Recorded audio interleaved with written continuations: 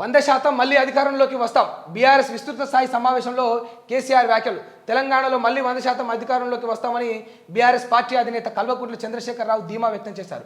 BRS party విస్తృత స్థాయి కార్యవర్గ సమావేశం కేసీఆర్ అధ్యక్షతన తెలంగాణ భవన్లో జరుగుతున్నది. భేటీలో బీఆర్ఎస్ సిల్వర్ జూబ్లీ వేడుకలపై, కార్యక్రమాల నిర్వహణపై, సభ్యత్వ నమోదు, సంస్థాగత కమిటీలు, ప్లీనరీ అంశాలపై నేతలతో కేసీఆర్ చర్చించి శ్రేణులకు పలు అంశాలపై దిశానిర్దేశం చేస్తున్నారు. ఈ సందర్భంగా పార్టీ ఆవిర్భావం మొదలు ఇప్పటి వరకు సుదీర్ఘ స్థానాన్ని పార్టీ నేతలు గుర్తు చేశారు. ఇక మొత్తానికి వీళ్ళు ఏదైతే నిన్న ఒక ఇక ప్లీనరీ మీటింగ్ అయితే పెట్టుకున్నారో ఈ బీఆర్ఎస్లో, వాస్తవానికి ఈ మీటింగ్లు పెట్టుకుంటా ఉన్నారు. అంటే ఇంటర్నల్గా చర్చలు జరుపుతూ ఉన్నారు.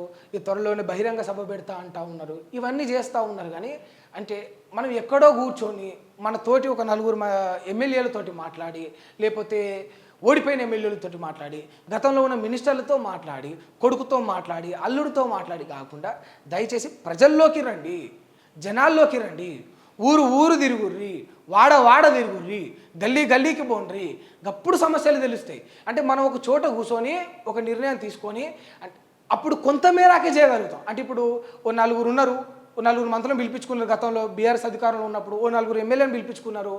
ఏం చేస్తే బాగుంటుందా రామారావు అన్నాడట, ఏం చేస్తే బాగుంటుందయ్యా శ్రీధర్ అన్నాడట, ఏం చేస్తే బాగుంటుందయ్యా తలసాని అన్నాడట. అన్నప్పుడు ఓ నలుగురు ఇచ్చిన ఐడియాల ప్రకారం కళ్యాణ లక్ష్మణ్ అన్నారట. ఇక ఇట్లా పెళ్లి చేసుకునే వాళ్ళకి చాలా ఆశలు అయితే వాళ్ళకు ₹1,00,000 ఇస్తా అంటే ఇక కళ్యాణ లక్ష్మి పథకం పెట్టారు. అంటే మీరు నలుగురు కూర్చొని ఆలోచించి నిర్ణయం తీసుకున్నప్పుడే కళ్యాణ లక్ష్మి ఇంత మంచి చేయగలిగినప్పుడు, నిజంగా ఒక నలుగురు పేదలతో డిస్కషన్ చేసినప్పుడు, నిజంగా ఓ నలుగురు ఆటో కార్మికులతో మాట్లాడినప్పుడు, నిజంగా ఒక నలుగురు అడ్డ మీద కూలీలతో మాట్లాడినప్పుడు, నిజంగా ఒక నలుగురు రైతులతో మాట్లాడినప్పుడు ఇంకెంత మంచి చేయగలుగుతారు? అంటే మీకు అధికారాలు ఇచ్చింది మీ బంగళాలలో కూర్చొని డిస్కషన్ చేసి ఏదో గూగుల్లో చూసుకుంటా, లేకపోతే ఇంటర్నెట్లో చూసుకుంటా పథకాలు ప్రవేశపెట్టమని కోరుకోలే ప్రజలు. వాళ్ళ దగ్గరికి రమ్మని కోరుకుంటా ఉన్నారు. గ్రౌండ్ లెవెల్లో వాళ్ళకున్న సమస్యలను తెలుసుకోమని కోరుకుంటా ఉన్నారు. ఇవాళ చూడరు, ఇందాక అమ్మ వచ్చింది, డబుల్ బెడ్రూమ్ సమస్య ఇట్లా ఉందని చెప్పింది. మరి మన దగ్గరికి వచ్చిన అట్లా ఉంది, మనకు తెలిసిన సమస్య ఇట్లా ఉన్నది. మన దగ్గరికి రాని వాళ్ళు ఎంతమంది, మనకు తెలియని సమస్యలు ఎన్ని ఉన్నాయి, ఇవన్నీ ఎవరు తెలుసుకోవాలి? ఇక మాది మీ బాధ్యత కాదా? మరి మిమ్మల్ని అందుకు ఎన్నుకోలేదా? అంటే మీకు మీరు మీటింగులు పెట్టుకునే బదులు జనాలతో మీటప్ పెట్టుండ్రి, జనాల యొక్క సమస్యలు డైరెక్ట్ తెలుసుకోండి. అంటే 10 ఏళ్ళ తర్వాత కూడా 2 సార్లు గెలిచి ఓసారి ఓడిపోయి జనాలు ఇటువంటి తీర్పిచ్చి ఇక ఎంపీ ఎన్నికలప్పుడు ఒక్క స్థానం కూడా ఇవ్వకుండా ఇంత చేసినప్పుడైనా ఇంకా జ్ఞానోదయం కావాలి. ఎందుకంటే ప్రజాపాలన పేరుతో వచ్చారు. వాళ్ళు ప్రజలతో ఎంత మమేకం అవుతూ ఉన్నారు, ప్రజలలో ఎంత కలుస్తూ ఉన్నారు, కళ్ళకు గట్టినట్టు చూస్తూ ఉన్నాం. ఇక వాళ్ళు మాట ఇచ్చి తప్పిండ్రు. దయచేసి మీరన్న మాట నిలబెట్టుకోండి, జనాలలో ఉండుండ్రి. ఏప్రిల్ 27న బీఆర్ఎస్ బహిరంగ సభ. ఏప్రిల్ 27న భారీ బహిరంగ సభను నిర్వహించనున్నట్లు బీఆర్ఎస్ అధినేత కల్వకుంట్ల చంద్రశేఖరరావు ప్రకటించారు. తెలంగాణ భవన్లో కేసీఆర్ అధ్యక్షతన పార్టీ విస్తృత స్థాయి కార్యవర్గ సమావేశమైంది. ఈ సందర్భంగా పార్టీ ప్రభుత్వ నమోదు, సిల్వర్ జూబ్లీ వేడుకలు, పార్టీ సంస్థాగత ఎన్నికలపై చర్చించారు. పార్టీ సిల్వర్ జూబ్లీ వేడుకలను ఘనంగా నిర్వహించాలని కేసీఆర్ నిర్ణయించారు. ఇక పార్టీ సిల్వర్ జూబ్లీ వేడుకలు చేసుకుంటారట. ఇక ఇన్నేళ్ళు అయింది మనం పార్టీ పెట్టి అని ఇక ఒక గొప్పగా చేసుకుంటారట. చేసుకోరు అంటే ప్రతిసారి పార్టీలు పెట్టి గిన్నెళ్ళు అయింది, మా పార్టీ బుట్టి గియాలయింది, లేకపోతే ఇక మా పార్టీకి అధ్యక్షుడు గీడేట్ని అయిండు, మా పార్టీ అధ్యక్షుడు బర్త్డే గీడేట్ అయింది. వీటిని గింత ఘనంగా చేసుకునే బదులు, అంటే ఆ టైం అంత పెట్టే బదులు, అంత ప్రచారం వాటికి చేసుకునే బదులు ప్రజా సమస్యలపైన దృష్టి పెట్టాలి.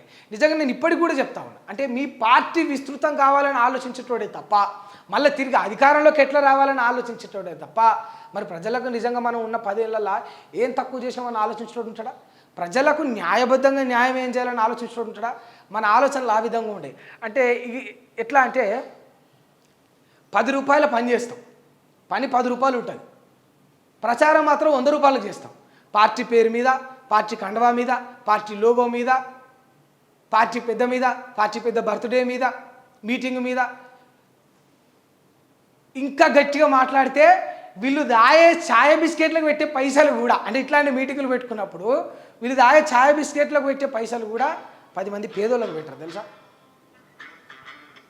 10 మంది పేదోళ్ళకు పెట్టరు.